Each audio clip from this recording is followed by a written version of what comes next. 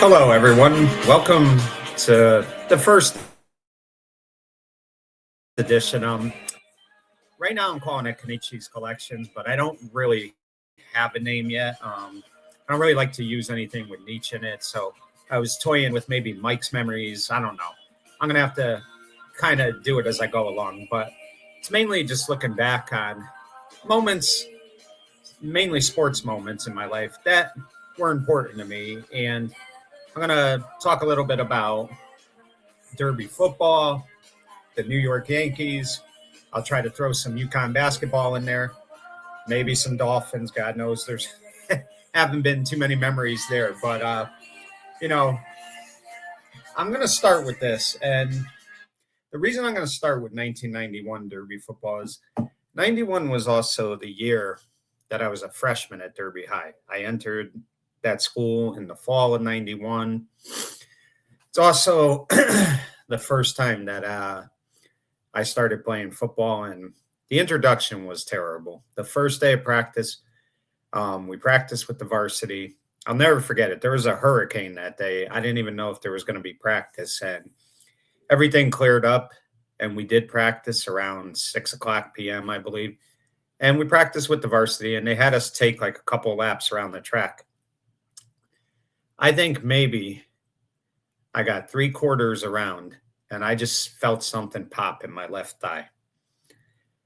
I just hoped, it was nothing serious, but I had been running all summer. So I had been doing a mile every day all summer. So I knew that it wasn't because I wasn't used to running and that maybe I was sore. I didn't want to think the worst, but I just hoped, it'd go away on the second lap. The second lap, I struggled. I could not, I had a lot of trouble finishing that second lap, but I did. And then we did a bunch of circuits that the coaches would have you do. And my leg was in so much pain. I was having so much trouble doing it. It looked like I wasn't paying attention to the coaches because I wasn't following their instructions, but I just could not get my left leg to cooperate. And I didn't want to say anything because I felt like if I said something, the coaches were going to think that, I just couldn't handle their workouts, but I was in so much pain. And I remember we got through all of it, and our freshman coach, Tommy D'Onofrio, was passing out equipment, and I just had so much trouble walking even to the equipment room. Then he talked to us upstairs a little bit, which I don't know how I made it upstairs. And he just told us, we need more kids to come out for the team. We don't have a lot right now, so we need to have more come out. I was expecting the worst because I was in so much pain. I remember getting picked up by my sister and my future brother-in-law, and I just could not put any weight on this leg. The whole night it's hurting me, and I hoped a good night's sleep would help it, and I'd wake up the next day and I'd be fine. And then the next day, it just felt even worse. And finally, my mother, she wasn't getting around good, and she had to have my sister take me to the hospital to get it checked out. And I remember when the doctor came up and he said, I have some unfortunate news. You broke your leg. And I just couldn't believe it. It's the first time I'm coming out for football. It's the first day of practice, and this happens. And I was just devastated. I was so upset. I don't really ever like to cry, but I think the emotion took over me, and I just was so upset. And there were positives, though, and the positive was by breaking my leg, I kind of would go to the practices every day, and I got to see what they do in practice. I got to, try to pick up some things and see what lied ahead for me. And the doctor had told me he didn't know if I'd be able to come back that year. But the good news is I got I got the cast off.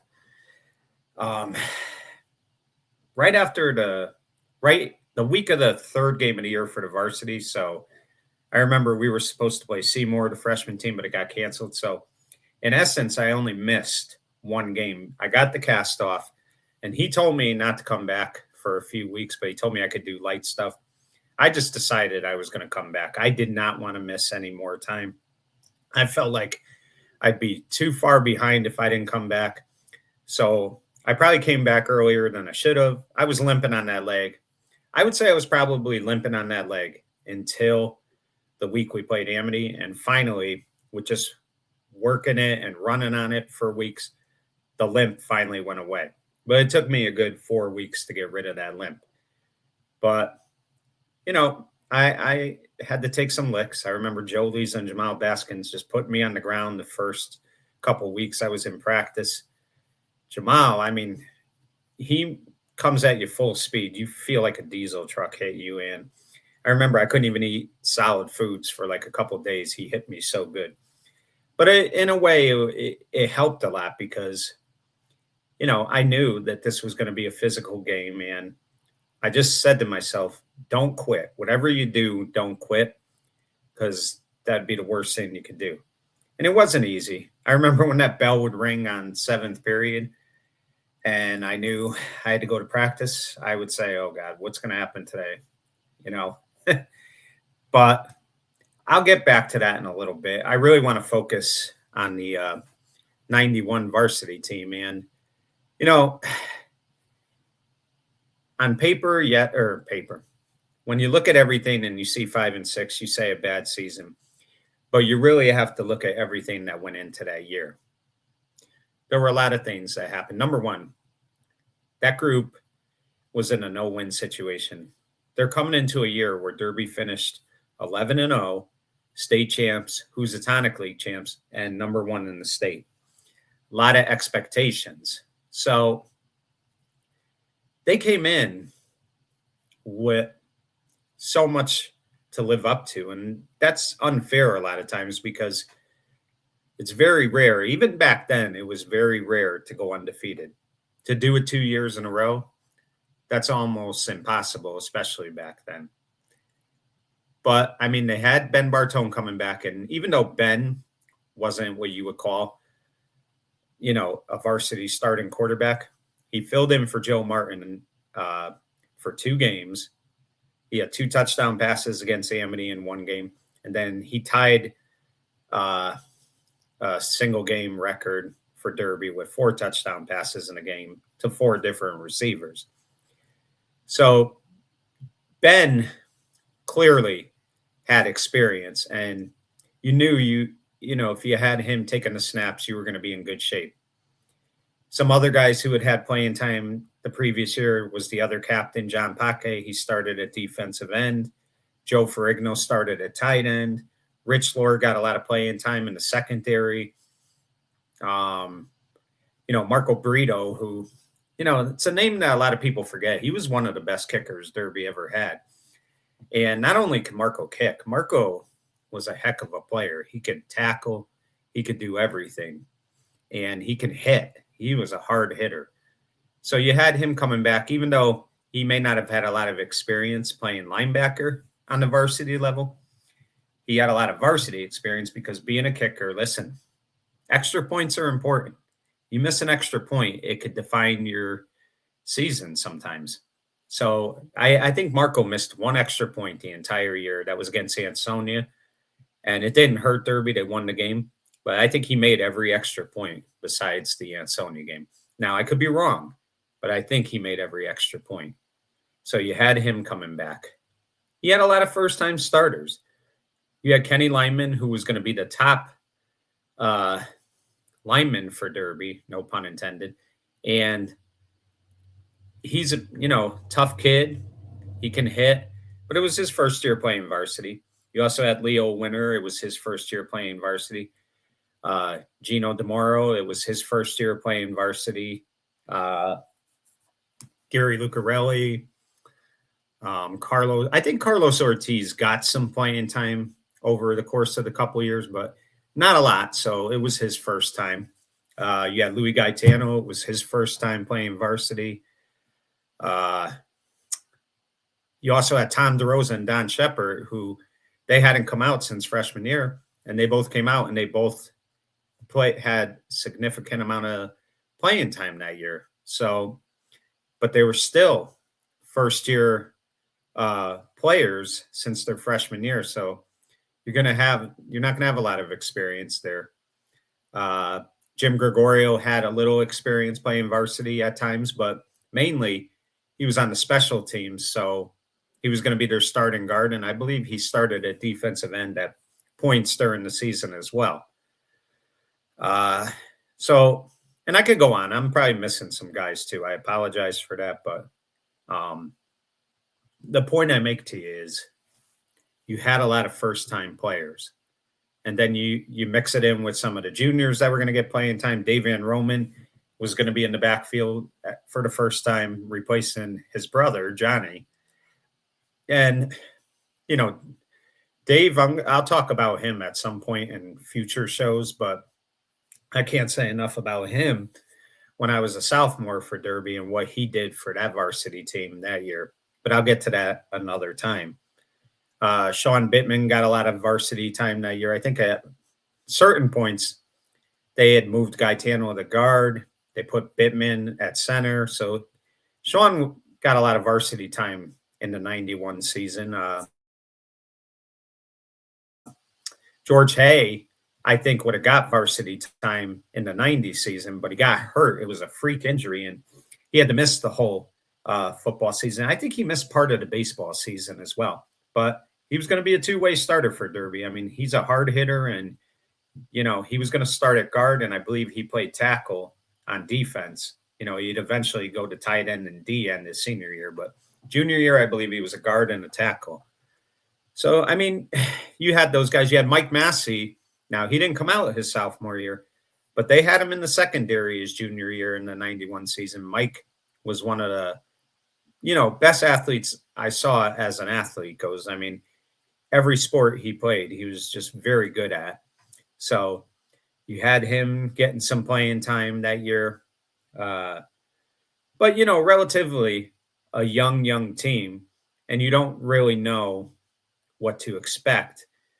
But with that said, you had enough guys, I felt, where they could definitely win more than they lose. And they start off the year and they play a Trinity Catholic team who I think a lot of people thought, you know, Derby would just kind of walk away with that win. But, you know, I'll tell you right now that Trinity Catholic was as good as any team they played that year.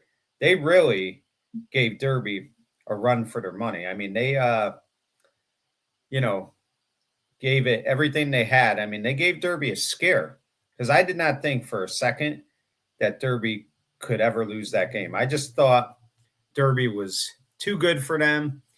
This would be a cakewalk and everything would be fine. Derby would be fine.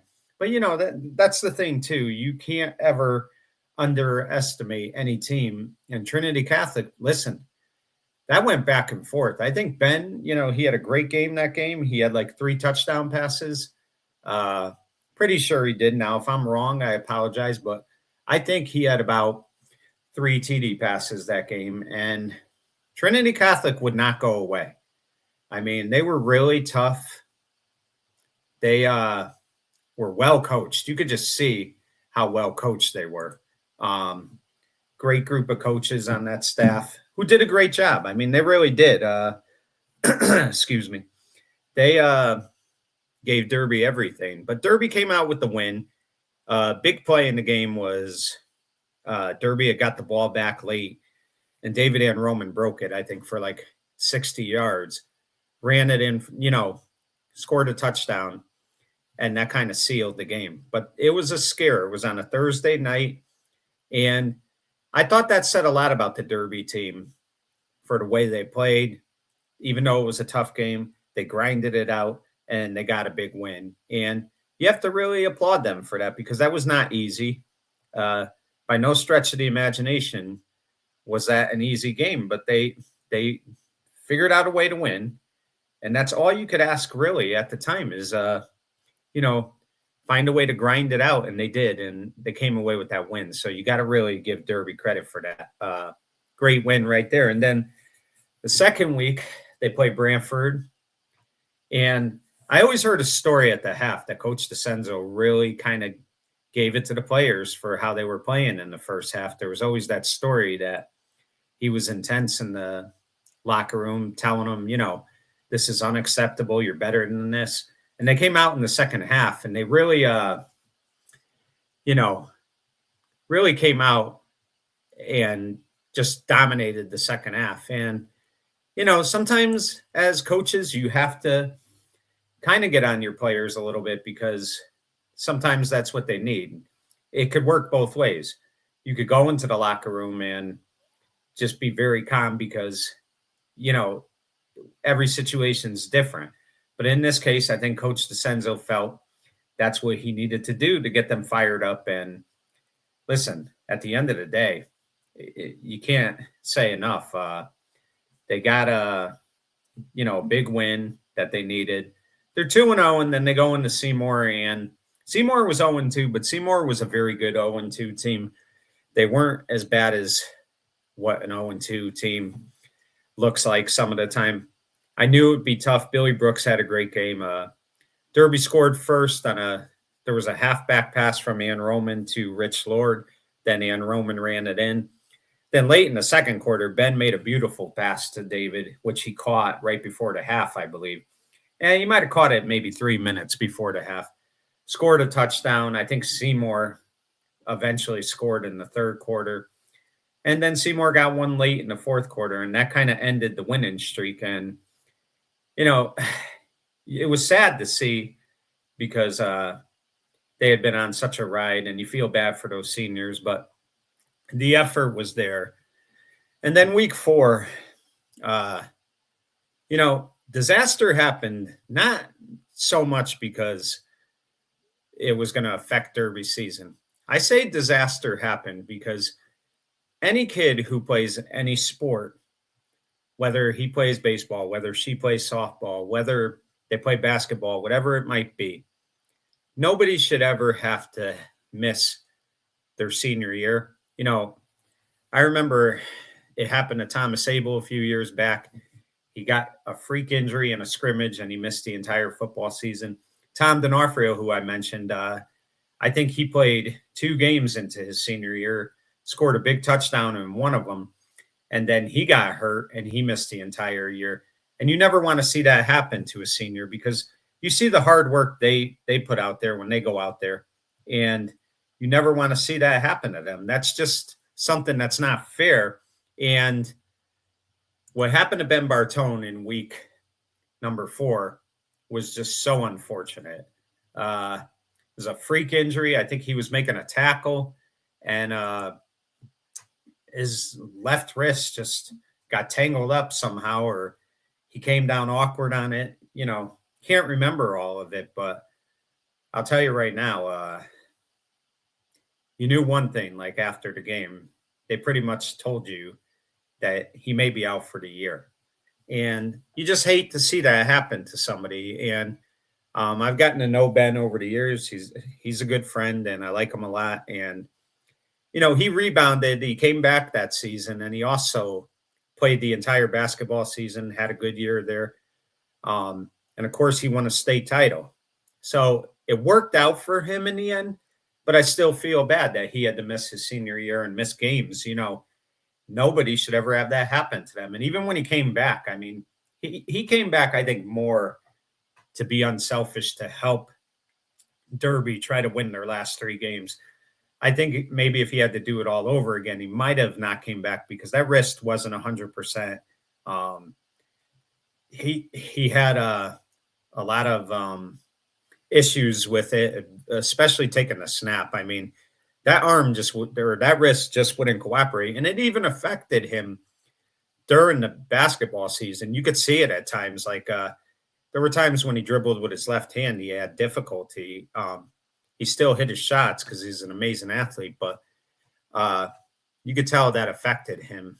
Don Bawano comes in, and I've said this a million times, and I will continue to say this, that What Don Buono did that year was amazing. I mean, he was not a quarterback by trade.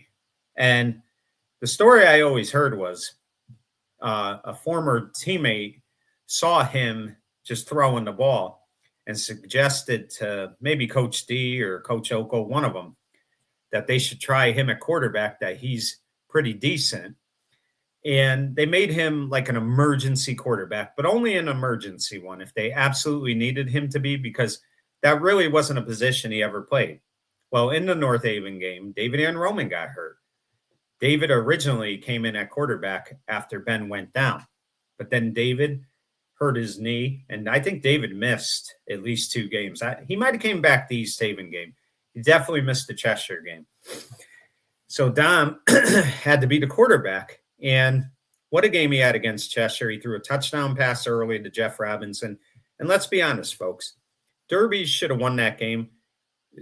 Buono made a great long pass to Rich Lord, and Lord caught the ball at like the 2 or 1 yard line, and they called a penalty on Derby. I think they called like a pass interference on Lord, which if you were there that night, it was clearly not pass interference.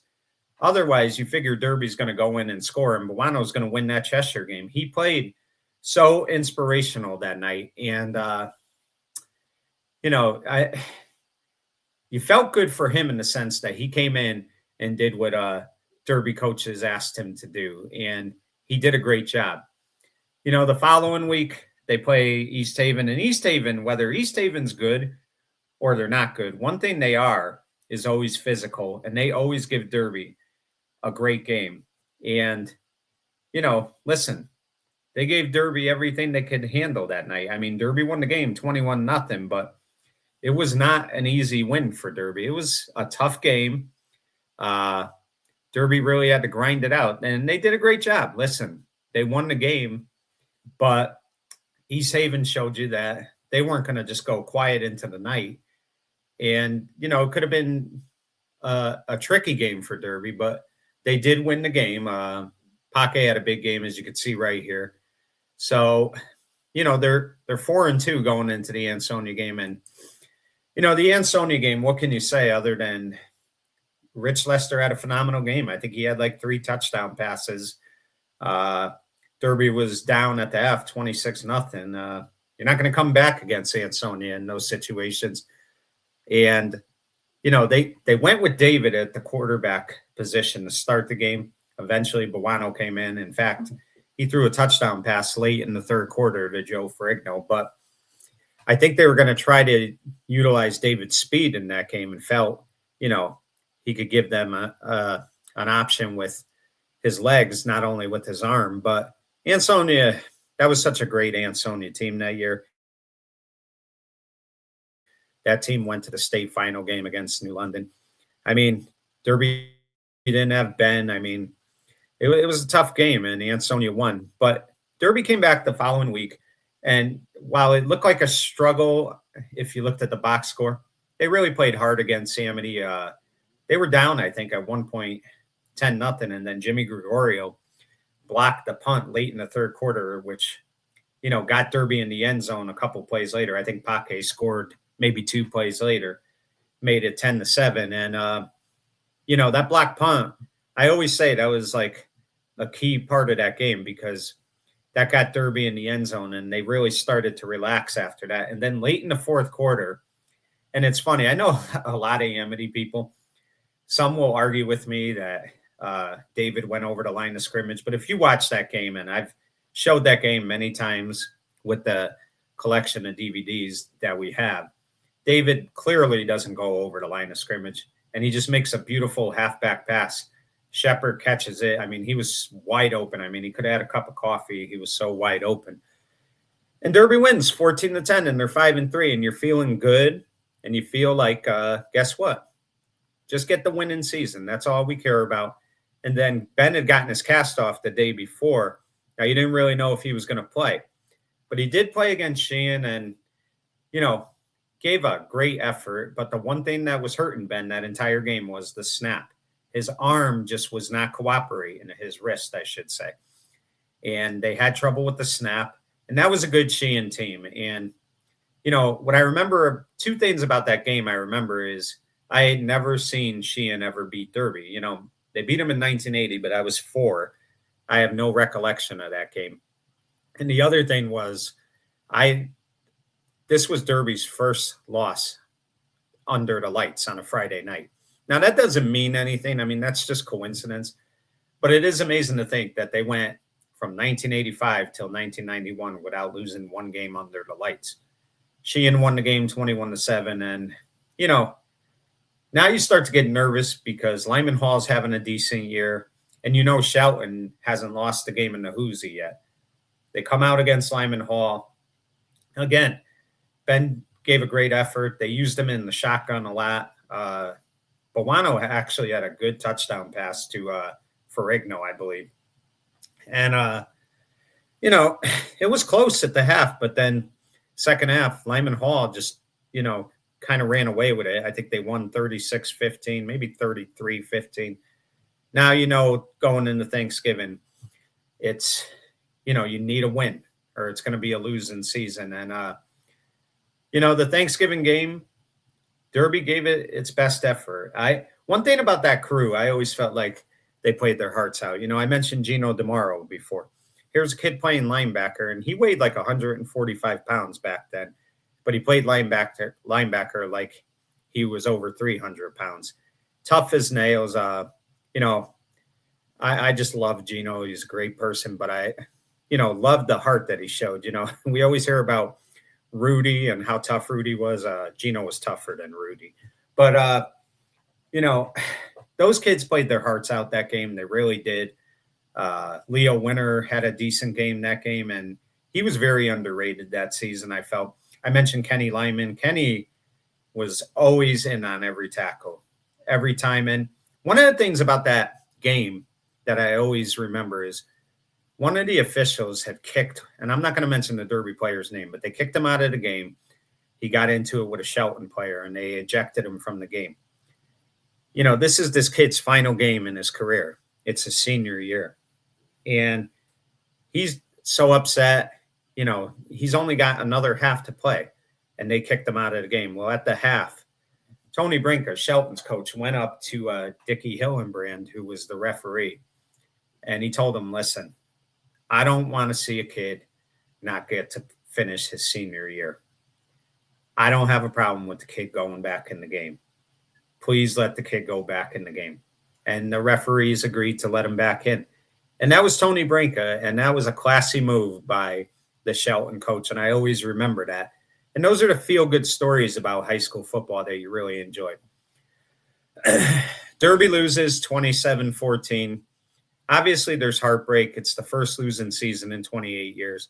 But again, and I know maybe some of you think I'm making excuses. It's not about making excuses, but you have to see the big picture. When your quarterback goes out and then you have other guys who throughout the year, had these nagging injuries. David wasn't 100%. And then Don Bawano has to play a position that he normally doesn't play. And he did it brilliantly. And yeah, maybe it didn't always result in wins, but still, these kids played their hearts out. And that's one thing that people need to understand. If you ever look back on that 91 season and they went 5-6, please keep in mind that in a lot of ways, it was a good year, even though that doesn't sound like it, because those kids never gave up. They fought till the end. They gave it all they had. And they just had where everything went right in 1990. Every break, every time it looked like they might lose, everything went right. Nothing went right in 91. It was almost like a reversal. They are ahead of Cheshire late, and then, a penalty kind of cost them the game, which wasn't even a penalty. The Sheehan game, that came out of nowhere. The Seymour game, I mean, they never got the breaks that year. And it was unfortunate.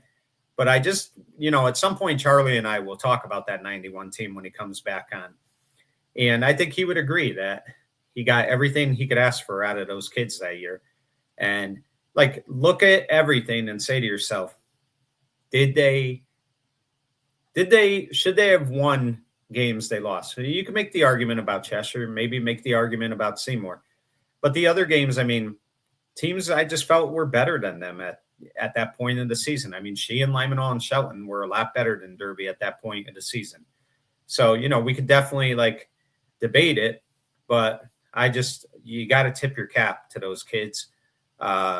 They gave it everything they had. Uh, you know, my memory with the Yankees, there's so many of them.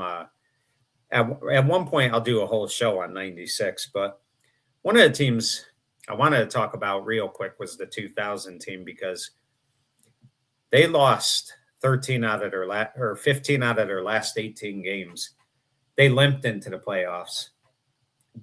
They are ahead of Oakland 2-1, and they play game 4 at Yankee Stadium. Clemens was on 3 days rest. Clearly, he just wasn't able to pitch on 3 days rest. Oakland racked him early, no pun intended. And, they got embarrassed, and they had to make that cross-country trip to Oakland that night for a Sunday night game. And they came out, built a 5-0 lead, maybe 6-0.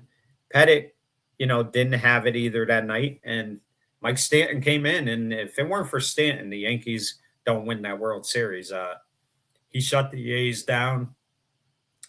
Mo did his thing, and, they won that series, which was so significant because that was the toughest series they really had in the playoffs.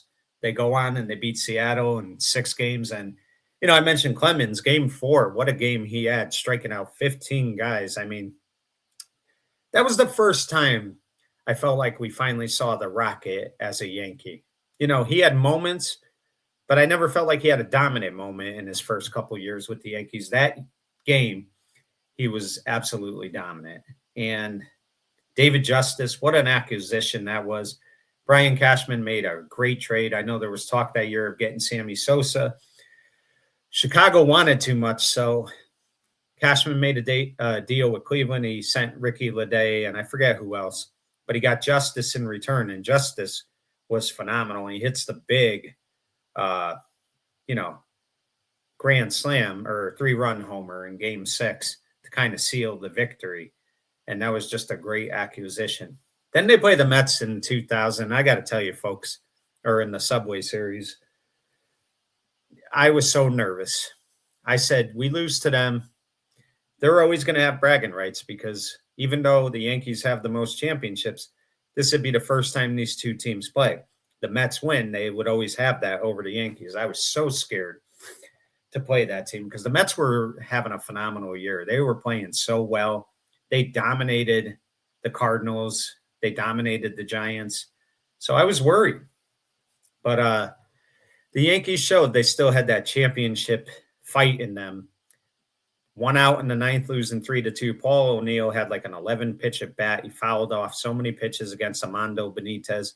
He worked a walk. Luis Polonia pitched hit for Brosius, got a base hit. Vizcaíno got his 3rd of 4 hits he would have in that game, which we'll get to in a second. And then Chuck Knobloch hits a sac fly. They tie the game 3-3. They have a chance to win in the 10th. Bases loaded, 1 out. Paul O'Neill grounds into a double play. So you're thinking, oh, my God, it may not be their year.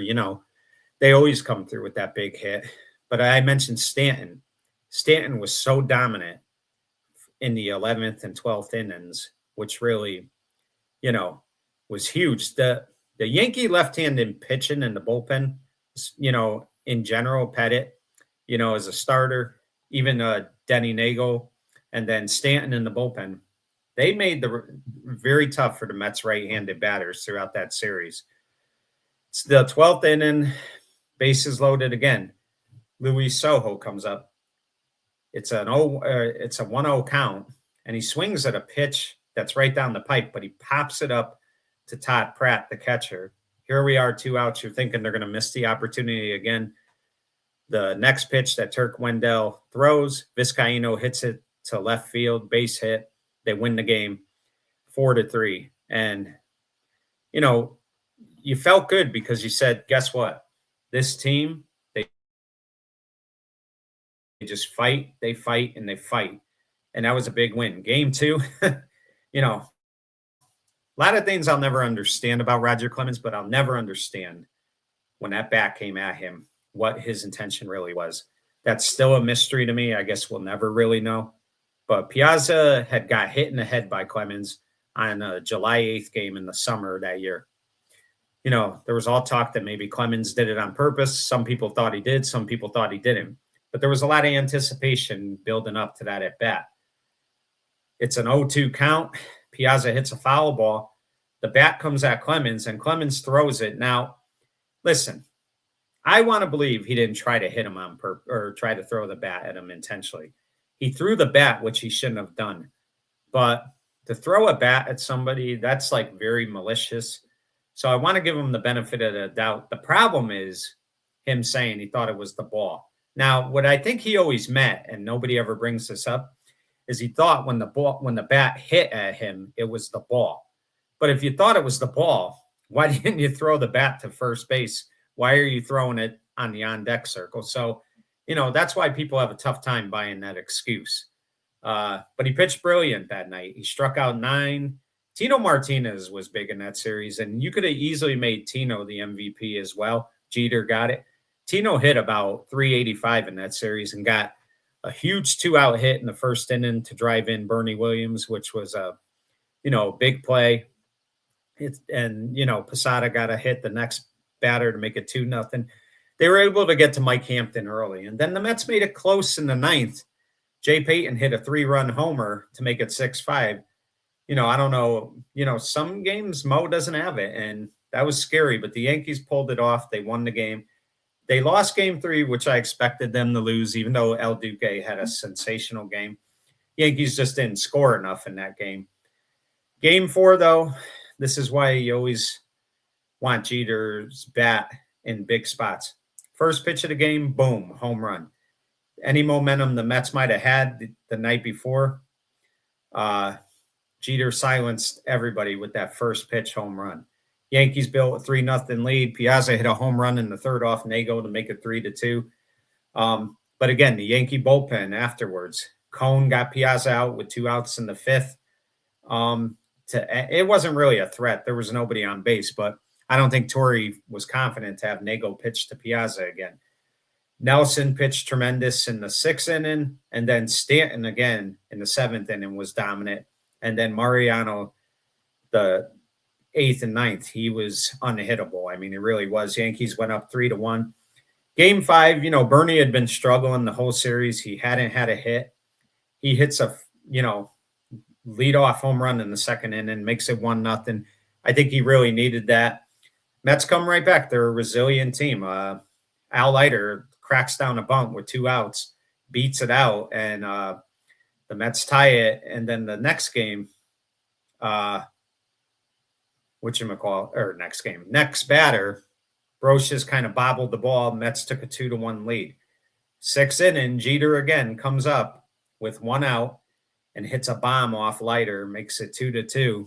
And then it was 2-2 till the 9th inning. And Leiter looked unhittable the last few innings. I mean, the Yankees had no answer for him. But Jorge Posada, brilliant at bat. He kept following pitches off. He took a couple close pitches, but, he didn't chase them. He works a walk. Brocious gets a base hit. And now Soho comes up. And you remember, Soho had a chance to win the game in game 1. He didn't do it. First pitch Leiter throws. Soho hits a ground ball up the middle. Peyton was playing him shallow. Makes a real good throw, but the problem was the way Piazza was positioned. He didn't block the plate, and the ball hits Posada. Posada scores as well as Brocious. Yankees lead 4-2. And, 9th inning, it came down to Piazza and Mariano. Piazza had walked Benny Agbayani with 1 out. He got Alfonso to fly out to right field. But Piazza comes up and, on an 0-1 pitch, as soon as you heard the crack of the bat, I mean, I thought it was gone. But it actually was a real routine out to center field. Bernie caught it. Yankees win 3-peat on Shea Stadium. It was a great moment. And I'll tell you this much. As happy as I was to win it as a fan, I was just so relieved because that series scared me. That Mets team was good. People forget that.